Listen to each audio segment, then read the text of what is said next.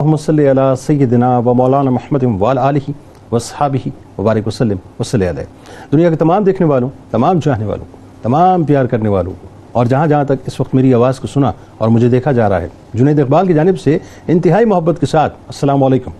ایک بار پھر ناظرین، آپ کو پر نور صبح میں صبح نور کے ساتھ میں دل کی گہرائیوں سے خوش آمدید کہتا ہوں، اور آئیے چلتے ہیں بلا توقف حضرت ابو انیس محمد برکت علی علیہ رحمہ کی تالیف اسماء النبی کریم صلی اللہ علیہ وسلم سے رسول اللہ صلی اللہ علیہ وسلم کا ایک اسم مبارک پڑھنے اور سننے کی سعادت حاصل کرتے ہیں۔ سیدنا الجواد صلی اللہ علیہ وسلم، ہمارے سردار، سب سے زیادہ سخاوت فرمانے والے، درود و سلام بھیجے اللہ آپ صلی اللہ علیہ وسلم پر، آپ صلی اللہ علیہ وسلم کے آل پاک پر اور صحابہ کرام رضوان اللہ تعالیٰ علیہم اجمعین پر۔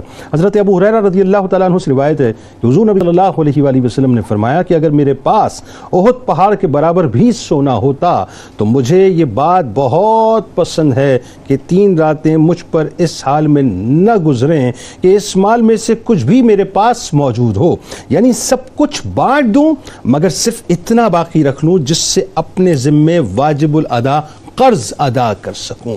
ناظرین کرام، آج آپ نے ہمارے ساتھ رہنا ہے کیونکہ آج ایک انتہائی ممتاز شخصیت کا تذکرہ پاک ہے، اور یہ پہلی مرتبہ ناظرین کسی ٹی وی چینل پہ ان کے حوالے سے پروگرام ہونے جا رہا ہے۔ پہلی مرتبہ پاکستان سے تعلق رکھنے والے بہت سے لوگ ان سے معتقد، یقین مطلب ان کے معتقد ہیں، ان سے پیار کرتے ہیں، ان کے اوپر فریفتہ ہیں، لیکن ان کے حالات زندگی کے بارے میں ان کو معلومات نہیں ہے۔ آج انشاءاللہ وہ تمام باتیں ہم آپ کو بتائیں گے۔ بات یہ ناظرین کہ مولا کائنات مولا علی کرم اللہ وجہ الکریم کے گلشن کے حسین پھول، کتب الزما، قدوۃ الانام، صاحب علم الہدایہ، بدر المغرب، قمر المصر، صاحب فیوزات کثیرہ، بانی سلسلہ عالیہ شاذلیہ، صاحب حزب البحر، ولی بر و بحر، شیخ العارفین، سند الواصلین، امام المتوکلین، سید المحققین، صاحب معرف اسرار ربانی، سلسلہ شاذلیہ کے بانی شیخ کامل، اولیاء کے امام اور امت مسلمہ کے بڑے بڑے بزرگ حضرت شیخ سید ابو الحسن امام شاذلی علیہ رحمہ۔ ناظرین، وہ پاک ہستی ہیں جن کا شمار اس امت کے اکابر اولیاء کرام میں ہوتا ہے۔ آپ علیہ رحمہ کا سلسلہ فیض مشرق سے مغرب تک عام ہے۔ بڑے بڑے اولیاء کرام، بڑے بڑے صلحاء، بڑے بڑے علماء آپ کے سلسلے میں داخل ہو کر واصل باللہ ہوئے۔ آپ علیہ رحمہ اپنے وقت کے کتب تھے۔ اللہ تبارک و تعالیٰ نے آپ کو ایسا مقام، ایسی عظمت عطا فرمائی، ایسی رفت عطا فرمائی کہ بہت کم لوگوں کے حصے میں وہ عظمت، وہ مقام، وہ رفت آیا کرتی ہے۔ حضرت شیخ ابو الحسن شاذلی رحمۃ اللہ علیہ ظاہری و باطنی علوم کا مرقع تھے۔ درود پاک سے آپ کو ناظرین کرام بے انتہا محبت تھی، بے انتہا عشق تھا۔ کہیں مصیبت آن پڑتی تو درود پاک ہی کا سہارا لیا کرتے تھے۔ شاید یہی وجہ ہے کہ نبی کریم صلی اللہ علیہ وسلم کی آپ علیہ رحمہ پر خاص نظر عنایت تھی کہ وہ دعا جسے دعائے حزب البحر کہا جاتا ہے، جسے پڑھ کر اور جس دعا کی فضیلت سے لوگ مقام ولایت کی منازل طے کر گئے۔ اچھا، یہ جو میں نے لفظ استعمال کیا نا ناظرین، لوگ، یہ چند لوگ نہیں ہیں، سینکڑوں میں نہیں، ہزاروں میں نہیں، بلکہ لاکھوں کی تعداد میں، اور صدیوں سے یہ سلسلہ چلا آ رہا ہے۔ یعنی آپ کا تعلق 7ویں صدی ہجری سے تھا بنیادی طور پہ، 6ٹھی صدی ہجری کے آخر میں آپ تشریف لائے اس دنیا میں، اور 7ویں صدی ہجری سے آپ کا ظاہر تعلق تھا۔ تو آپ سوچ لیجئے ناظرین کہ آج تقریباً 700، 800 برس ہو چکے ہیں،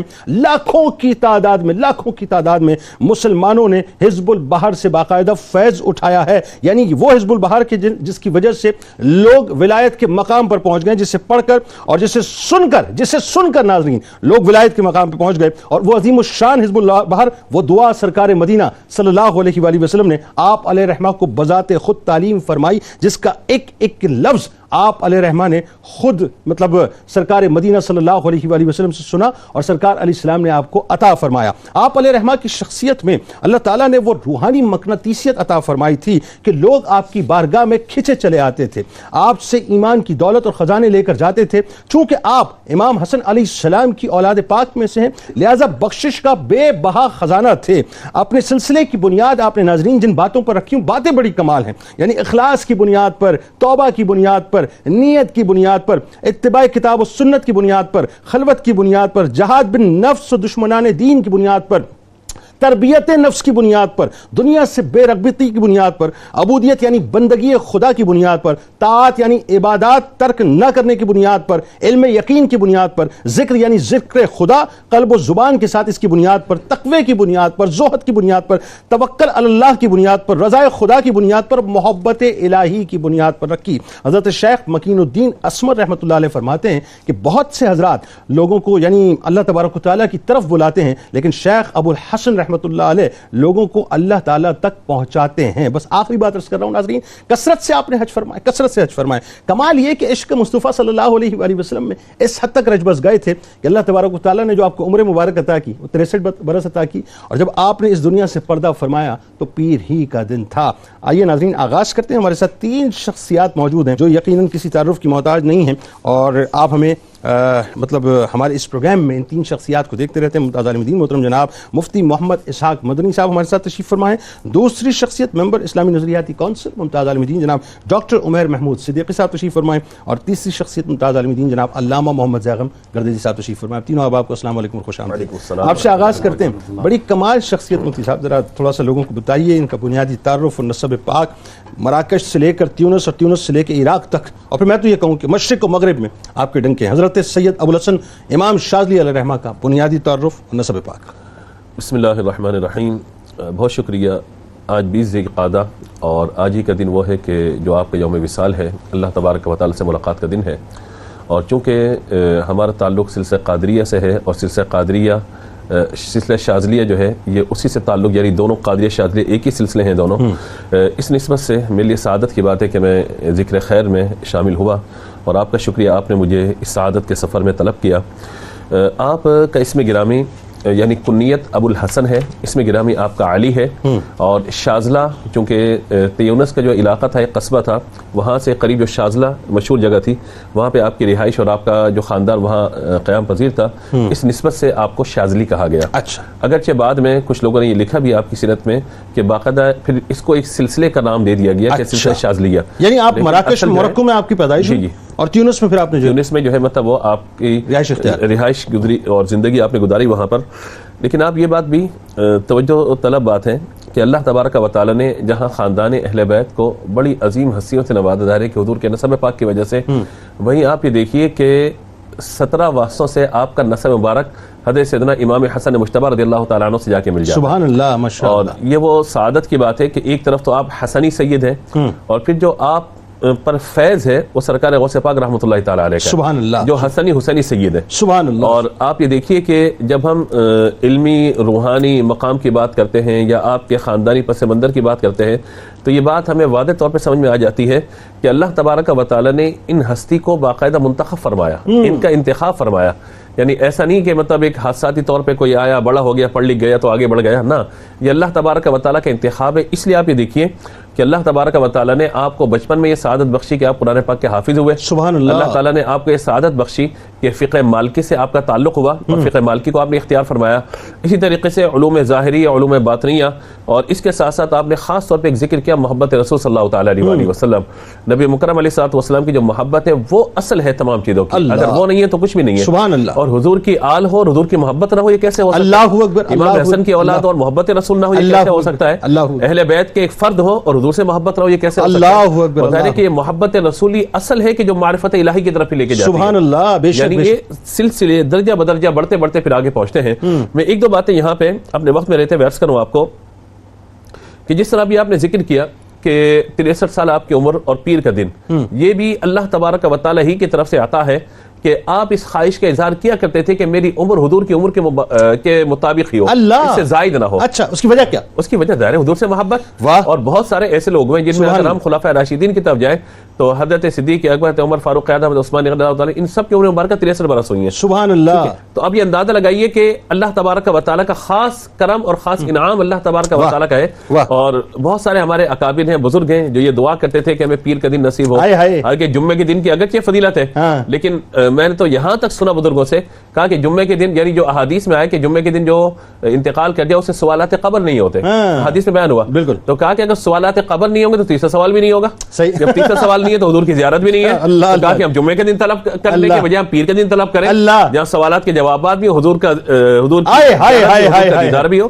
تو یہ سب محبتوں کی علامات سبحان اللہ، یعنی جب سرکار علیہ السلام کا چہرہ انور دکھایا جائے جی تو صلاۃ والسلام علیہ رسول اللہ کہہ کے جھوم کے قدم سوال ہی نہ ہو، چلے بخشا جانا یہ بہت بڑا انعام ہے. سبحان اللہ. لیکن مر کے پہنچا ہوں یہاں اس دل ربا کے واسطے، تو اگر یہ نہ ہو تو پھر بالکل بات آگے بڑھاتے ہیں.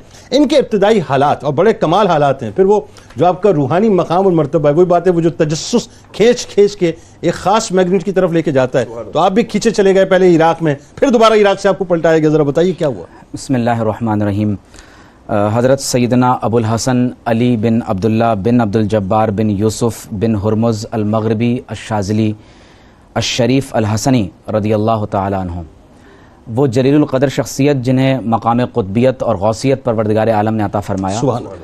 جنید بھائی، قطب اس ستارے کو کہتے ہیں جسے دیکھ کر لوگ اپنی منزل کا تعین کرتے ہیں. واہ واہ واہ، کیا اچھی بات. قطب اس کیل کو کہا جاتا ہے جس پر چکی گھوم رہی ہوتی ہے. تو زمانے میں وہ بزرگ ترین ہستی کہ جس کی طرف تمام تر اولیاء اپنے اوراد و وظائف اور رشد و ہدایت میں رجوع کرتے ہوں، جو مرج خلائق ہو، اسے اپنے زمانے کا قطب کہا جاتا ہے. جس کے گرد تمام اولیاء کرام جس کے گرد پورا زمانہ پورا نظام گھوم رہا ہوتا ہے، جو قیوم زماں ہو، جو زمان کو چلا رہا ہو اور مکان اس کے قدموں میں لپٹ کر سمٹ چکا ہو، تو اس ذات اقدس کو قطب کہا جاتا ہے. وہ اٹھے تو زمانہ اٹھے، وہ بیٹھے تو زمانہ بیٹھ جائے. سبحان اللہ. تو قطب اول ہیں، سلسلہ شاذلیہ کے بانی ہیں، اور امت مسلمہ کے ان اکابر اولیاء میں سے ہیں کہ جو حضرت شیخ اکبر محی الدین ابن عربی اور حضرت مولانا روم رحمہم اللہ کے معاصرین میں سے ہیں. اور آپ اندازہ کیجئے کہ آپ کی ولادت سن 591 ہجری کو ہوئی، اور یہ وہ دور ہے کہ جس میں یہ اکابرین امت ہمارے سامنے جو ہے وہ موجود رہے ہیں. اب آپ نے کیونکہ خاص طور پر یہ سوال کیا ہے کہ وہ کس انداز سے تیونس اور مصر اور عراق اور موروکو سے ان کا تعلق کیا ہے، تو ان کی ولادت کے بارے میں کہا جاتا ہے کہ وہ تو مراکش میں ہوئی ہے. ٹھیک ہے. لیکن بعد میں آپ سفر کر کے پھر تیونسیہ کی طرف آئے، یا جس کو تونس ہمارے ہاں کہا جاتا ہے، اور وہاں سے پھر آپ عراق اور مصر یہ اور حج کے لیے متعدد مرتبہ ان علاقوں کا آپ نے سفر فرمایا. یعنی اگر میں تھوڑا سا لوگوں کو جغرافیکلی ذرا سا سمجھاؤں تو وہ سعودیہ کا مغرب بنا اپنا مصر، اور مصر کا بالکل مغرب ایکسٹریم بنا مراکش، اس طرح سے. اچھا، میں تیونس کے بارے میں ایک بات شیئر یہ کروں کہ یہ شمالی افریقہ کا وہ علاقہ ہے جو حضرت سیدنا فاروق اعظم رضی اللہ تعالیٰ عنہ کے دور میں فتح ہوا، اور اس خطے کو حضرت عقبہ بن نافع رضی اللہ تعالیٰ عنہ نے فتح کیا. اور مجھے یہ شرف ہے کہ جب میں تیونس ایک مرتبہ ایک کانفرنس اور ایک عرب لیگ کے ساتھ ایک پروگرام کے اندر میں حاضر تھا، تو وہاں جامع زیتونہ یہ وہ قدیم ترین مسلم امہ کی یونیورسٹی ہے جہاں سے امام ابن خلدون، حضرت امام ابو الحسن شاذلی اور امام ابن عاشور جیسی جلیل القدر شخصیات وہاں پر زیر تعلیم اور تربیت رہی. تو آپ بتائیے اپنی آبزرویشن. اور وہاں پر جو نور آپ کو اس درسگاہ کے اندر نظر آتا ہے، آج بھی اگر آپ وہاں پر جامع زیتونہ کے اندر حاضر ہوں تو وہ قدیم ترین عمارت کے ساتھ وہ بزرگوں کا فیض آپ کو باقاعدہ وہاں پر دکھائی دے گا. حضرت امام ابو الحسن شاذلی کے بارے میں خاص بات یہ ہے کہ کیونکہ ہمارے ہاں وزیر اعظم عمران خان صاحب نے اور خاتون اول نے جب ابو الحسن شاذلی ریسرچ سینٹر کا افتتاح کیا ہے لاہور میں، تو بہت سے پاکستانیوں کے دل میں یہ سوال پیدا ہوا کہ یہ ابو الحسن شاذلی کون ہیں. آپ اندازہ کیجئے کہ ان کو شاذلی کیوں کہا جاتا ہے. ایک نسبت تو یہ ہے کہ جب آپ نے تیونس میں مقامات اختیار کی تو آپ نے شاذلہ کے مقام پر رہے، لیکن اس کی ایک خاص وجہ یہ ہے کہ آپ نے رب سے ایک مرتبہ مکالمے میں محو تھے، مراقبے میں، تو آپ نے رب نے فرمایا کہ تم شاذن لی ہو. اچھا، شاذن لی ہو. اچھا، تو آپ نے عرض کی کہ یا ربی لما سمیتنی بالشاذ لی، اے رب کریم تو نے مجھے شاذ لی کیوں کہا؟ تو میں تو شاذلی نہیں ہوں، میں تو شاذلہ کے علاقے کا پیدائشی نہیں ہوں. تو آپ نے فرمایا کہ اے علی، میں نے تمہیں شاذلی اس لیے نہیں کہا کہ تم شاذلہ کے علاقے میں پیدا ہوئے ہو، انما انت الشاذ لی، اللہ نے فرمایا کہ تم دراصل صرف میرے لیے خاص کر دیے گئے ہو. عربی زبان میں شاذ کہتے ہیں نا کہ یہ شاذ و نادر ہوتا ہے. شاذ و نادر ہوتا ہے. تو آپ نے فرمایا کہ اللہ نے مجھ سے کہا کہ تم شاذ لی ہو، تمہیں رب نے میرے لیے خاص کر دیا ہے. آپ نے جب تعلیم و تربیت حاصل کی اور پھر آپ عراق تشریف لے گئے تو وہاں ابو الفتح واسطی اور دیگر اولیاء سے آپ کی ملاقات ہوئی، تو ایک بزرگ نے آپ سے فرمایا کہ یا ابو الحسن، تم تو قطب کو تلاش کر رہے ہو عراق میں، جبکہ قطب تو تمہارے شہر کے اندر موجود ہے. پھر آپ وہاں سے ہجرت فرما کر جب دوبارہ یہ جملے جو ہیں بنیادی طور پر ابو الفتح واسطی کے ہی تھے، ان کو جب ان کے دل میں یہ خواہش پیدا ہو رہی تھی. تو جب آپ دوبارہ اپنے شہر میں واپس آئے تو حضرت عبداللہ بن عبدالسلام بن مشیش علیہ الرحمہ سے آپ کی ملاقات ہوئی کہ جو خلیفہ ہیں ابو المدین غوث مغربی کے، اور جو خلیفہ ہیں حضرت سلطان الاولیاء حضرت شیخ عبد القادر جیلانی رضی اللہ تعالیٰ عنہ. اور میں صرف ایک بات یہاں کہوں کہ جس وقت آپ باقاعدہ وہاں عراق کے اندر زیر تربیت موجود تھے، وہاں سے آپ مصر تشریف لائے، پھر آپ حج کے لیے حاضر ہوئے، تو مدینہ طیبہ میں آپ کو حضور علیہ الصلوۃ والسلام کی زیارت ہوئی، اور آپ صلی اللہ علیہ وسلم نے آپ کو ڈپلوائے کیا اور فرمایا کہ یا علی، انتقل الی الدیار المصریہ، اے علی تمہارا جو مقام رحلت ہے وہ مصر ہے، اور تربی فیہا 40 صدیقاً، تمہاری ڈیوٹی یہ ہے کہ تم نے وہاں 40 صدیقین کی تربیت فرمانی۔ آپ مقام و مرتبے کا اندازہ کریں کہ آپ اسکندریہ میں پہنچے، وہاں آپ نے نکاح کیا ہے، اور یہ مقام و مرتبہ ہے کہ حضرت عز الدین بن عبد السلام فقہ شافعی کے بہت بڑے امام ہیں، اولیاء کے مخالفین تھے، تصوف دشمن تھے۔ جب آپ حج سے واپس تشریف لائے تو امام ابو الحسن شاذلی نے فرمایا کہ اے عز الدین بن عبد السلام، محمد الرسول اللہ صلی اللہ علیہ وسلم نے تمہیں سلام کہا ہے۔ سبحان اللہ، وہیں سے آپ کا دل پلٹا اللہ، اور امام ابو الحسن شاذلی کے مرید ہو گئے۔ سبحان اللہ، کیا بات۔ اب دیکھیں بات یہ ہے کہ یہ جو کمال ہے اور یہ جو وصف ہے اور یہ جو عرفان ہے اور پھر یہ جو رفت ہے مفتی صاحب جو اللہ نے آپ کو عطا کی کہ سرکار علیہ السلام سے آپ کی کتنی خاص نسبت، یعنی آپ سوچئے کائنات میں جینے کو اور کیا چاہیے، جن کی ڈپٹیشن خود سرکار علیہ السلام فرمائیں، اب اس کے بعد رہ کیا گیا اور کیا چاہیے جینے کو؟ تو ذرا بتائیے، اب اسی ربط میں تھوڑا سا بات آگے بڑھاتے ہیں کہ سرکار علیہ السلام سے آپ کی محبت، آپ کی سرکار علیہ السلام سے محبت، اور خاص طور پر جو درود پاک آپ کی شخصیت کے اندر رچا بسا ہوا تھا، اس حوالے سے۔ بسم اللہ الرحمن الرحیم، اللہم صلی علی محمد وعلی آل محمد وبارک وسلم۔ اور شکریہ جنید بھائی، محبت رسول صلی اللہ تعالیٰ علیہ وآلہ وسلم، حضور سے تعلق، حضور کا عشق، یہ تمام چیزوں کی اصل ہے، بنیاد ہے، اور اعلیٰ حضرت نے اسی سے متعلق فرمایا تھا کہ ثابت ہوا کہ جملہ فرائض فروع ہیں، اصل الاصول بندگی استاجور کی۔ اللہ اللہ اللہ، تو وہ بندگی استاجور کی یہ تمام چیزوں میں اصل ہے، اور یہی اولیاء کاملین کی شخصیتوں میں ہمیں بدرجہ اتم یہ وصف ملتا ہے۔ اور بالخصوص حضرت امام ابو الحسن شاذلی علیہ رحمہ، آپ کی شخصیت اور آپ کی سیرت کا اگر مطالعہ کیا جائے، اور پھر آپ صلی اللہ علیہ وسلم سے محبت کا جو اظہار کا طریقہ ہے، جس طرح درود کا ایک آپ کی وجہ سے اور آپ کے ذریعے اللہ کے رسول صلی اللہ علیہ وسلم نے حزب البحر اس امت کو عطا فرمائی۔ خود آپ نے فرمایا کہ ایک ایک لفظ وہ بارگاہ رسالت مآب صلی اللہ تعالیٰ علیہ وآلہ وسلم سے عطا فرمایا گیا۔ پھر اسی طرح درود تاج جو شیخ ابو بکر علیہ رحمہ آپ کا مرتب کیا ہوا ہے، وہ بھی حضور کی بارگاہ میں آپ کو پیش کرنے کی سعادت حاصل ہوئی۔ پھر آپ کے سلسلے میں اگر دیکھیں تو آپ کے سلسلے کا ایک وصف اور ایک خوبی ہمیں نظر آتی ہے کہ آپ کے سلسلے کے جتنے بھی آپ کے مریدین تھے، آپ کے خلفاء تھے، جس طرح حضرت امام بوصیری علیہ رحمہ، آپ کے حضرت امام بوصیری کے دادا پیر ہیں حضرت امام ابو الحسن شاذلی علیہ رحمہ، یعنی درود کے حوالے سے آپ کا سلسلہ اتنا مشہور ہے کہ ہر ایک سطح پر اور ہر لیول پر، ہر درجے پر ہمیں ایسی نفوس قدسیہ، ایسی شخصیات کا تذکرہ ملتا ہے کہ جنہوں نے آپ صلی اللہ علیہ وسلم کے ذکر پاک کو اس کا پرچار کیا۔ مطلب آپ ذرا بتائیے لوگوں کو، میں اس لذت کو محسوس کرنا چاہ رہا ہوں کہ ظاہر حضرت رحمۃ اللہ علیہ نے درود پاک جو ترتیب دیا، اور پھر جب آپ نے پڑھا سرکار کی بارگاہ میں تو وہ کیف و سرور کیا تھا، درود سے جو آپ کا ایک تعلق، اور پھر درود تاج تو ظاہر درودوں کا تاج ہے نا، کس انداز سے پیش کیا ہوگا سرکار کی بارگاہ؟ بے شک، اور یہ صرف عالم رؤیا میں ہی حضور کی بارگاہ میں حاضری کا آپ کو شرف حاصل نہیں ہوا، بلکہ حالت بیداری میں بھی اللہ کے رسول صلی اللہ علیہ وسلم نے آپ کو یہ شرف عطا فرمایا۔ جس طرح خواب میں درود تاج پڑھنے کی سعادت آپ کو حاصل ہوئی، اسی طرح بیداری کی حالت میں بھی آپ صلی اللہ علیہ وسلم کی بارگاہ میں آپ نے درود پڑھنے کی سعادت حاصل کی۔ جس طرح آپ حج پہ ایک دفعہ تشریف لے گئے تو اب آپ کے ساتھ ہزاروں افراد کا آپ کے مریدین کا قافلہ ہے، اور حج سے جب فارغ ہو کر حضور کی بارگاہ میں مدینہ منورہ میں حاضر ہو رہے ہیں، اور یہ اہل اللہ کا ایک طریقہ کار ہے، اور آپ صلی اللہ علیہ وسلم کی بارگاہ میں حضور کے زمانے سے لے کر آج تک کہ جب بھی کوئی حج کے لیے جاتا ہے، اور جس طرح حضور نے خود فرمایا کہ جس نے حج کیا اور میری بارگاہ میں حاضری نہ دی تو اس نے مجھ سے جفا کی، مجھ سے بے وفائی کی۔ تو یہ اہل اللہ کا ہمیشہ سے یہ طریقہ کار رہا ہے کہ وہ حضور کی بارگاہ میں، بلکہ کئی اہل اللہ کا تو مقام یہ ہے کہ پہلے حضور کی بارگاہ میں جا کے اجازت لیتے ہیں، پھر حج کے لیے حاضر ہوتے ہیں۔ اب یہ حضور کی بارگاہ میں حاضر ہوئے، اور پھر دور سے جب حضور کا روزہ نظر آتا ہے تو وہاں سے ایک جذب کی کیفیت ہے، اور ایک دیوانہ وار حضور کی بارگاہ میں درود و سلام کا نذرانہ پیش کرتے ہیں۔ تو ایک تو یہ ہمارا درود ہے کہ ہم اپنی کیفیت کے مطابق اپنے عشق کا اظہار کرتے ہیں، لیکن ان کا مقام کیا ہے کہ وہاں سے بھی بارگاہ رسالت میں آپ کو جو ایک مقام حاصل ہے اور آپ کو جو اعزاز اس مقام سے دیا جاتا ہے، حضور کی بارگاہ سے باقاعدہ آپ کے سلام کا جواب دیا گیا، اور جتنے بھی وہاں موجودین تھے، وہاں حاضرین تھے، سب نے اپنے کانوں سے آپ صلی اللہ علیہ وسلم کی آواز مبارک کو سماعت فرمایا، یعنی حضور کی بارگاہ سے باقاعدہ آپ کو یہ شرف عطا فرمایا جا رہا۔ پھر اس طرح آپ کا جب وصال ہوا تو شیخ عبداللہ شاطبی علیہ رحمہ حضور کی بارگاہ میں، حضور کی خواب میں آپ نے زیارت کی، اور حضرت امام ابو الحسن شاذلی رحمہ کے حوالے سے پوچھا کہ رسول اللہ آپ کی بارگاہ میں ان کا مقام کیا ہے، یعنی آپ ان سے کس قدر محبت فرماتے ہیں؟ تو حضور کی بارگاہ سے جو الفاظ اور جو اعزاز اور جو شرف عطا فرمایا جا رہا ہے، آپ نے فرمایا کہ ابو الحسن ہمارے حصی اور مانوی بیٹے ہیں، یعنی حضور کی بارگاہ سے آپ کو یہ اتنا بڑا اعزاز عطا فرمایا جا رہا ہے۔ اور حضور ایک تو یہ کہ نسب حضور کا، اور بلکہ آپ والد کی طرف سے اگر حسنی ہے تو والدہ کی طرف سے حسینی سید ہے، یہ بھی آپ کو ایک، یعنی نجیب الطرفین سید اور سادات میں ایک بڑا ایک امتیازی شان اس کو حاصل ہوتی ہے جو دونوں سلسلے حضرت امام حسن مصطفیٰ پاک علیہ السلام اور حضرت امام حسین پاک سے بھی دونوں کا نسب جو ملتا ہو.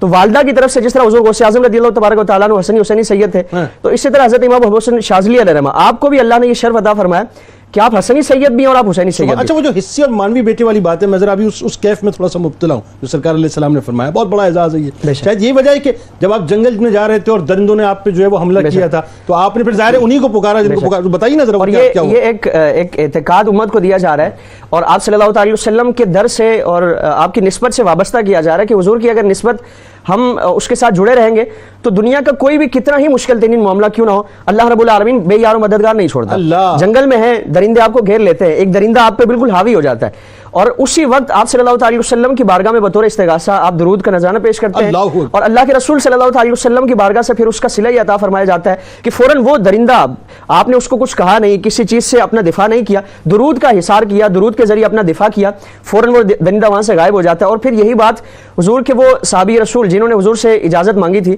کہ رسول اللہ میں کتنا درود پڑھوں, اللہ آپ نے فرمایا کہ جی آپ نے فرمایا جتنا پڑھ سکتے ہو. وہ عرض کرتے رہے کہ رسول اللہ 1/3, 2/3 اور 3/3, پھر عرض کیا رسول اللہ کل اگر وقت فرائض و واجبات کے علاوہ درود کے لیے وقف کر دو, تو حضور نے فرمایا کہ اگر تم یہ کر لو تو پھر درود وہ تمہارے سارے معاملات سے تمہاری کفایت فرمائے. یہ جو آپ نے حوالہ دیا نا حضرت ابی بن کعب رضی اللہ تعالیٰ علین میں قبرستان ہے, وہاں ان کی قبر مبارک ہے, میرا کئی مرتبہ وہاں حاضری کا شرف مجھے نصیب ہوا ہے. آپ بلیو کریں آج 1400 سال کے بعد بھی ہے, میں آنیئر جملہ ادا کر رہا ہوں, آج 1400 لوگوں کو پتہ چلنا چاہیے کہ صحابہ ہوتے کیا ہیں. خدا کی عزت و جلال کی قسم, اس مٹی کو آپ اٹھائیں نا قبرستان کی, انتہائی خوشبودار مٹی ہے, انتہائی خوشبودار, یعنی صحابہ اپنی موجودگی کا پتہ دیتے ہیں, اور یہ درود کی خوشبو ہے. اچھا, ایک اور بات جو بڑی خاص, وہ چونکہ بات آ گئی محبت والی, سرکار کے عشق میں وہی بات ہے, محبت میں اتنے رچے بسے کہ وہ سرکار علیہ السلام نے وہ کیا کہنا چاہیے کہ اپنا پرتاؤ خاص آپ کو عطا کیا. وہ جو حج کا آخری واقعہ ہے, وہ جو کنواں ہے, کھاری کنواں تھا, ذرا اس بارے میں بھی بتائیے نا کیا ہوا تھا.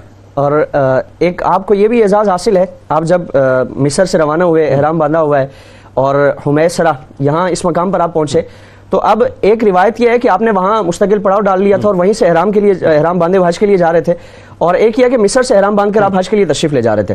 اب یہاں آپ کا وقت وصال جب قریب آیا, اور شان کیا ہے اور حضور نے نوازا کتنا کہ اپنی عمر کے مطابق آپ کو عمر عطا فرمائی, اور وہی دن خاص آپ کو عطا فرمایا. پیر کا دن آپ کا وصال کا دن ہے. اب اپنے صاحبزادے سے آپ فرماتے کہ جاؤ پانی لے کر آؤ. عرض کی کہ ابا جان ہمارے پاس پانی موجود ہے, میٹھا پانی ہے, اور اس کنویں کا کھارا پانی ہے. تو آپ نے فرمایا کہ وہی لے کے آؤ. آپ کی بارگاہ میں پیش کیا جاتا ہے, آپ اس کو نوش فرماتے ہیں, اور اس کو کلی بھی فرماتے ہیں واپس اسی برتن میں, اور اپنا 10 مبارک اس میں ڈالا, اور فرمایا کہ جاؤ جا کر اس کو اسی کنویں میں جا کر واپس ڈالو.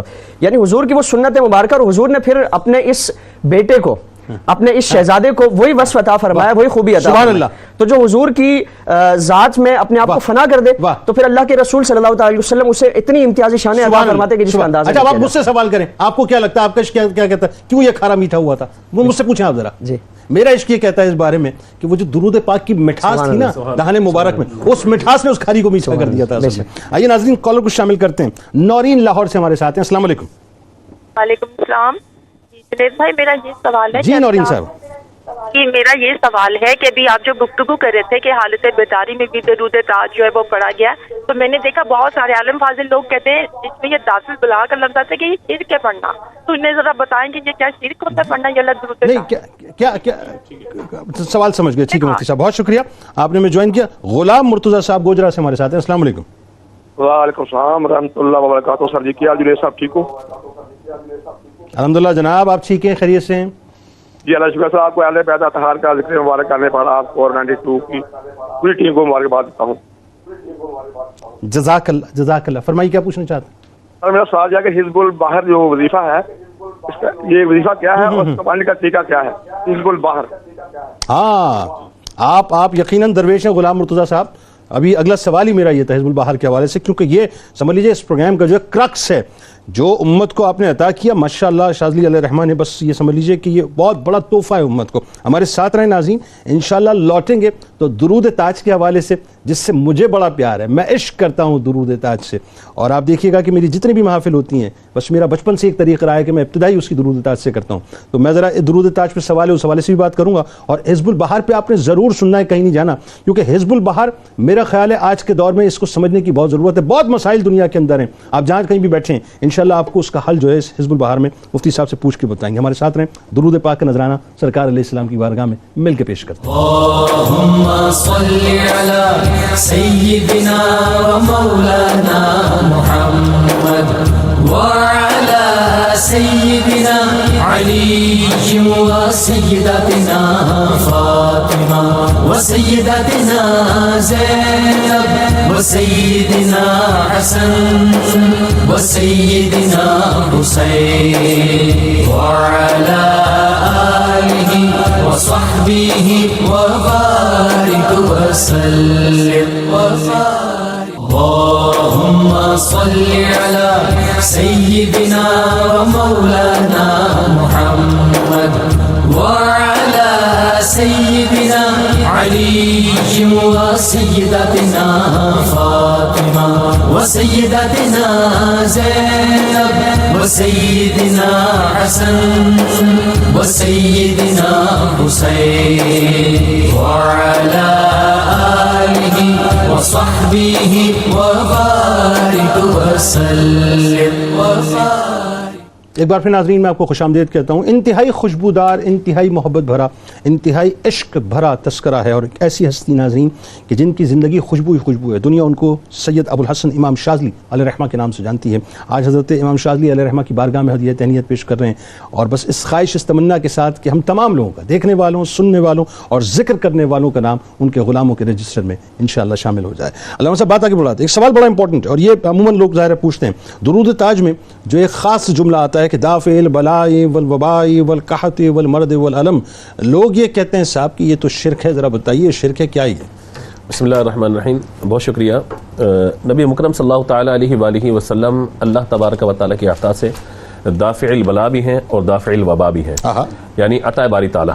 اور یقینی سی بات ہے کہ شفا دینے والی ذات اللہ تعالیٰ کی بیماریاں دور کرنی ہے، پریشانیاں دور کرنی ہے، اولاد دیں، یہ سب اللہ تبارک و تعالیٰ کی بارگاہ سے. یہ اس کائنات کا جو نظام ہے، اس مسبب الاسباب نے اس کائنات میں اسباب پیدا فرمائے. ان کو ہم اردو میں اسباب کہہ دیتے ہیں، عربی میں وسیلہ ذریعہ کہہ دیتے ہیں. تو اصل مقصود یہی ہوتا ہے کہ درود پاک کی برکت سے جو اللہ تبارک و تعالیٰ نے کسی آزمائش میں، پریشانی میں مبتلا کیا ہے، تو اللہ تعالیٰ حضور کے وسیلے، حضور کے صدقے سے اس وبا کو، اس قحط کو، اس بیماری کو دور کر دے. اور ہم یہی کہتے ہیں کہ آج جو اس وقت ایک وبا ہمارے سامنے کووڈ کی صورت میں موجود ہے، یہ پاکستان پر جو خاص اللہ تعالیٰ کا انعام ہے، وہ حضور کی نسبت، حضور کی محبت کے صدقے ہے کہ اللہ تبارک و تعالیٰ نے حضور کی امت پر مہربانی فرمائی ہے کہ جہاں جہاں مسلمان موجود ہیں وہاں سے آپ یہ دیکھیں اس وبا کا خاتمہ ہوتا چلا جا رہا ہے. تو اللہ کرے کہ ہم درود پاک زیادہ پڑھنے والے بنیں، کہ درود کی خوشبو جب بڑھتی چلی جائے گی تو ہر طرح کی وبا اور سختی ختم ہوتی چلی جائے گی. اور بات یہ ہر چیز کو ہمیں شرک کے کھاتے میں ڈالنا بھی نہیں چاہیے. شرک تو خیر ایک الگ معاملہ ہے. مسلمان یا تو مسلمان ہوگا یا مشرک ہوگا، یعنی دو رنگی نہیں ہو سکتی. آج صبح مسلمان شام کو مشرک ہے، یا نماز بھی پڑھ رہا ہے اور شرک بھی کر رہا ہو، تو ایسا نہیں ہوتا. مطلب جس نے قل اللہ احد کہہ دیا، جس نے لا الہ الا اللہ کہہ دیا، اللہ اکبر کہہ کے نماز پڑھ رہا ہے، وہ مشرک بھی ہو، یہ عجیب سی ہو نہیں سکتا. بالکل ٹھیک ہے. اچھا اب آتے ہیں ذرا حزب البہار پہ، اور دنیا اس وقت سننا چاہتی ہے اس بارے میں. یہ تو ایک ایسا وظیفہ ہے کہ صاحب اس کے بارے میں آپ اس کی جزیات، اس کی فضائل، اس کی اہمیت سب بتائیے کیا ہے. حزب البہار کے حوالے سے میرے لیے سعادت کی بات ہوگی کہ میں اس حوالے سے گفتگو کروں، کیونکہ ظاہر ہے کہ ہمارا جو سلسلہ قادریہ شاذلیہ اس میں اس حزب البہار کو بڑی اہمیت حاصل ہے. اور اس کا پس منظر یہ ہے کہ حضرت شیخ امام ابو الحسن شاذلی رحمۃ اللہ تعالی علیہ حج کے لیے تشریف لے گئے. جب واپسی جدہ سے آپ پلٹے ہیں تو سفر کے لیے پریشانی کا معاملہ ہے کہ واپسی کیسے آئیں. تو بڑی مشکل سے ایک جہاز کا اہتمام جو ہے وہ مریدین نے کیا. آپ کے جو 7 احباب تھے، وہ بھی ایک انصاری، ایک عیسائی بوڑھا شخص تھا جس کا وہ جہاز تھا، نصارہ میں سے تھا، مطلب اس کا جو ہے مطلب وہ شخص تھا کہ جس کا جہاز تھا وہ. اب وہ طوفان کے اندر آ کر پھنس گیا جہاز. تو ایک طرف قیام ہوا اور 1 ماہ تک، بعد روایت میں 40-42 دن تک وہاں پہ قیام رہا، لیکن جو ہے وہ جہاز اپنی جگہ سے حرکت نہیں کر پا رہا. وجہ اس کی یہ ہے کہ ہوا مخالف چل رہی ہے. اگر سفر کرتے ہیں تو ظاہر ہے کہ وہ پھر سفر پیچھے کی طرف ہو جائے گا اور آگے سفر نہ کر پائیں گے. تو وہ شخص کہنے لگا کہ عجیب مسلمانوں تم لوگ، تمہاری وجہ سے میرا جہاز یہاں پہ آگے پھنس گیا، میرا کام رک گیا سارا. جب اس نے ساری باتیں کرنا شروع کی تو شیخ گئے مراقبے میں، اور مراقبے کے عالم میں آپ نے فرمایا کہ لنگر اٹھا دو اور جہاز کو روانہ کرو. آج اللہ تعالیٰ کی سند دیکھو، آج اللہ تبارک و تعالیٰ کا معاملہ دیکھو کہ اللہ تعالیٰ کیسا انعام کرتا ہے. تو اس نے کہا کہ اگر ہم نے لنگر اٹھائے تو ہم تو واپس پلٹ جائیں گے. کہا کہ نہیں، اب تم دیکھنا کہ ہوتا کیا ہے. جیسے لنگر اٹھائے، جہاز کہ لنگر اٹھتے ہی ہوا جو مخالف تھی موافق ہو گئی اور وہ جہاز چلنا شروع ہو گیا. اور اس وقت آپ نے عالم جذب اور عالم کیف میں یہ کلمات جو ہے وہ اپنی زبان سے ادا کیے، اور آپ خود فرماتے ہیں، یعنی پھر منزل پر پہنچے. یہ وقت تھا 7 سفر کا، یہ واقعہ 7 سفر کو ہوا. اسی لیے میں عاملین کے لیے اور جو لوگ حزب البحر سے رغبت رکھتے ہیں اور اس وظیفے کو کرنا چاہتے ہیں، میں ان کی معلومات کے لیے بات عرض کروں کہ اس کی جو زکوٰۃ کبیر ادا کی جاتی ہے 360 مرتبہ پڑھا جاتا ہے حزب البحر کو، یعنی بحر کہتے ہیں سمندر کو، تو یہ سمندر کا وظیفہ ہے، سمندر کا حزب ہے یہ، اور اس سمندر ہی میں کیا جاتا ہے؟ سمندر میں بھی کیا جا سکتا ہے، مسجد میں بھی کیا جا سکتا ہے، مزار میں بھی کیا جا سکتا ہے، لیکن جو اس کا زیادہ اثر جو ہے نا وہ پانی کے اندر کھڑے ہو کر پڑھنے کے اندر ہے، یہ اچھا زیادہ اثر ہے اس میں، اور پھر وہ بھی رات کا وقت ہو، پھر شرائط ہے، بہت ساری چیزیں، میں اجازت کے حوالے سے بھی 2-3 باتیں، لیکن یہ خاص طور پہ آپ لوگوں کو ضرور سمجھائیے گا کہ ہر آدمی اٹھ کے جو ہے کرنا شروع کر دے. میں انشاءاللہ اس بات پہ عرض کرتا ہوں انشاءاللہ.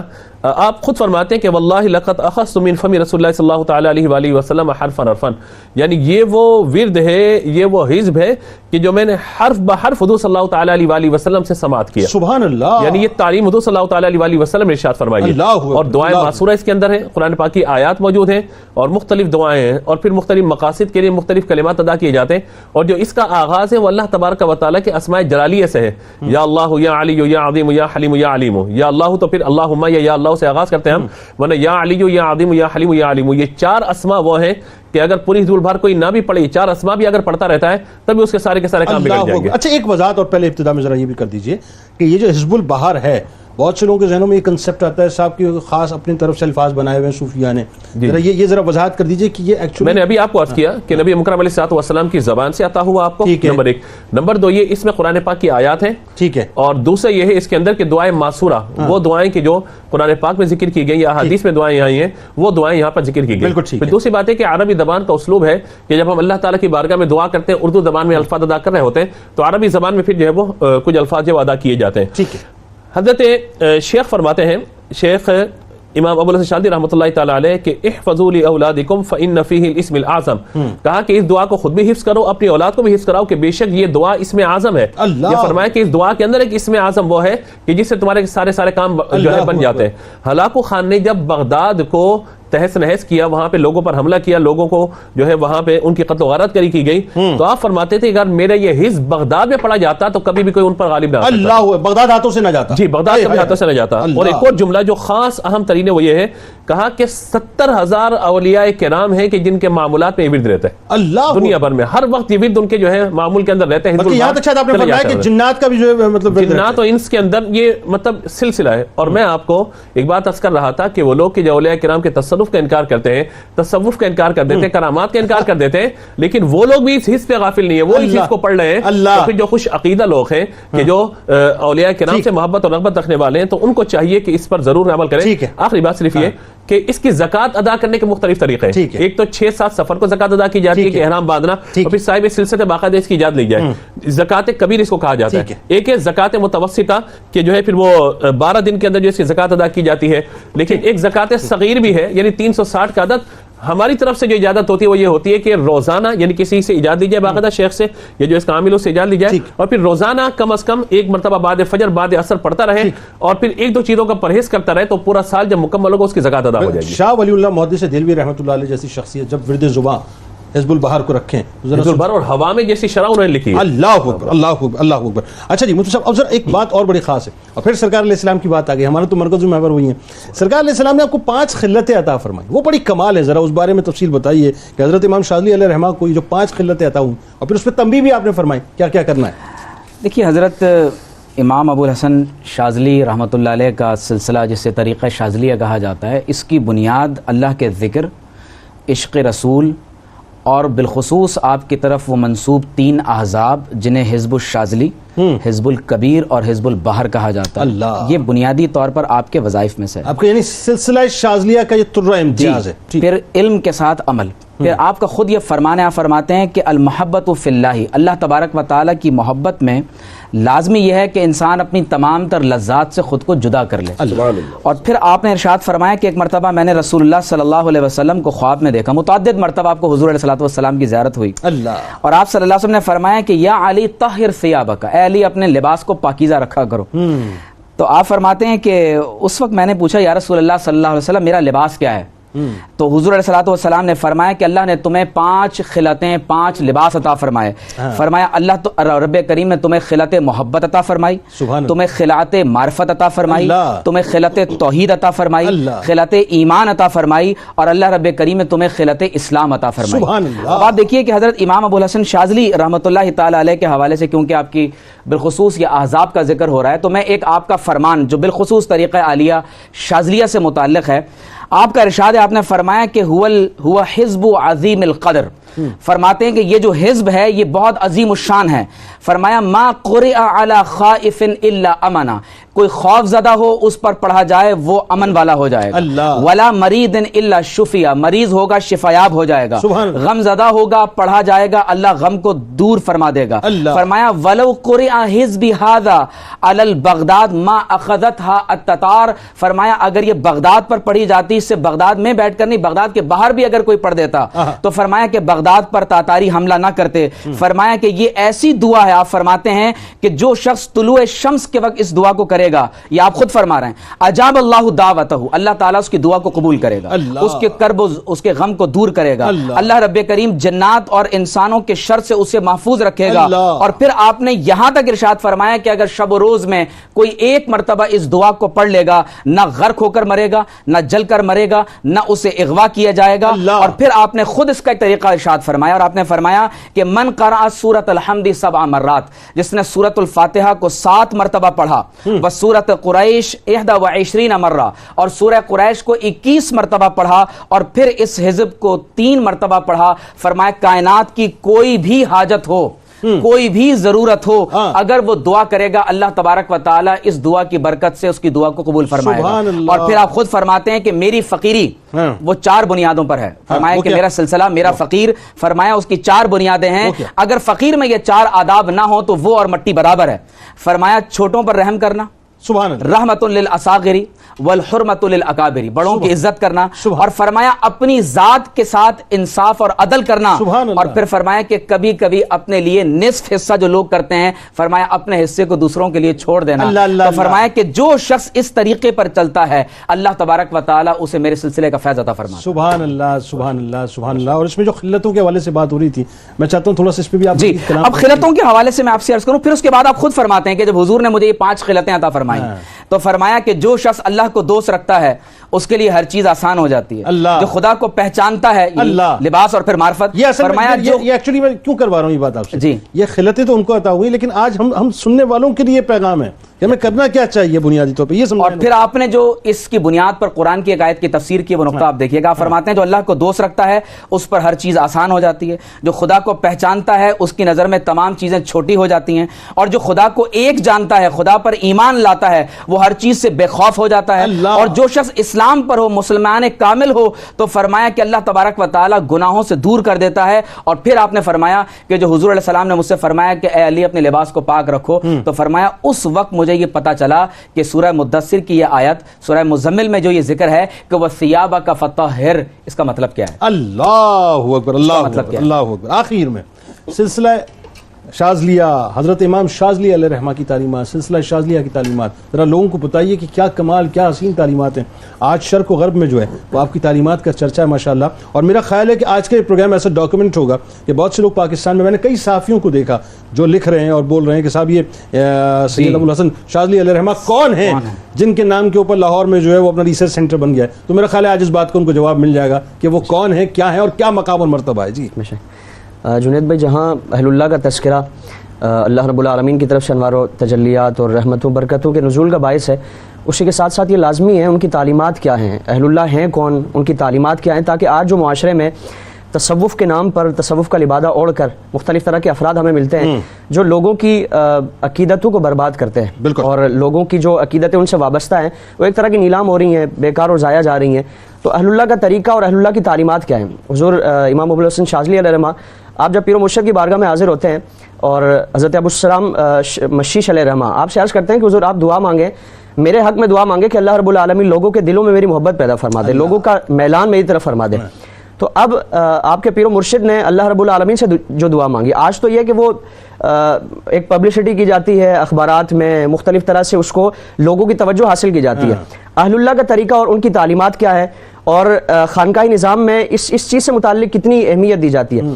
آپ اللہ کی بارگاہ میں دعا مانگتے ہیں کہ الہی لوگ یہ خواہش کرتے ہیں کہ لوگوں کی محبتیں ان کے دلوں میں ہوں اور لوگ ان سے قریب رہیں, لیکن میری یہ خواہش ہے کہ لوگ ہم سے دور رہیں. یعنی جب جتنا لوگ دور رہیں گے اور لوگوں کا ایک جمع غفیر ہم سے دور رہے گا تو اللہ رب العالمین کی بارگاہ میں ہماری یکسوئی, ہماری توجہ اور اللہ کی بارگاہ میں جو ہماری ایک رغبت ہے وہ برقرار رہے گی.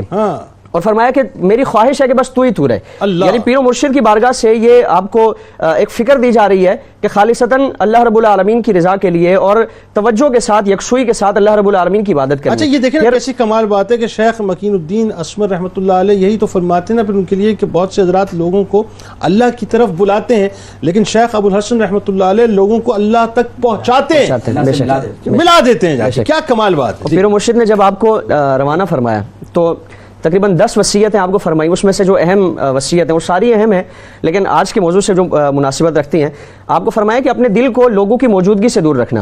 یعنی لوگ جتنے بھی تمہارے پاس ہوں, تمہارے دل کا جو کنیکشن اللہ سے جڑا ہوا ہے اس میں کوئی تعطل نہیں آنا چاہیے, اس میں کوئی ایرر نہیں آنا چاہیے, پرابلم نہیں ہونی چاہیے. اور پھر آج کا جو تصوف کا لبادہ اوڑھنے والے ڈھونگی ہیں ان سے متعلق آج حضور امام ابو الحسن شاذلی رحمہ کو جو وصیت فرمائی جا رہی ہے, فرمایا کہ شریعت کی پابندی کرتے رہنا کہ اللہ رب العالمین تمہیں روحانیت کے اعلیٰ مراتب پر تمہیں فائز فرمائے گا.